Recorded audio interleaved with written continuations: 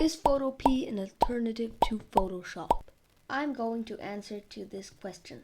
Before the video starts, don't forget to like and subscribe. So first of all, Photopea is the free version of Photoshop. It is a good program for the fact that it's priceless, but it also has some problems and details that aren't corrected yet.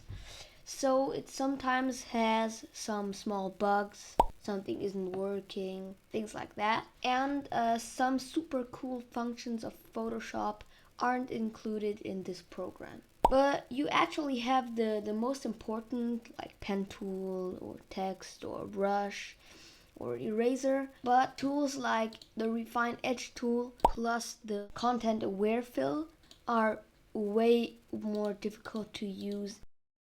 Now you also have the point that it isn't that well organized. Different techniques don't work as well as in Photoshop.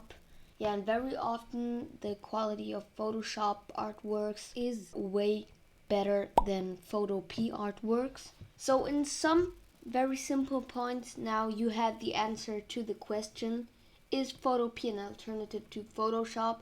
I think for the price it's good, but Photoshop is still way better. So, and I finally have an announcement to make. A Photoshop speed art is coming soon, so please check out my channel regularly so you always know when a new video comes out.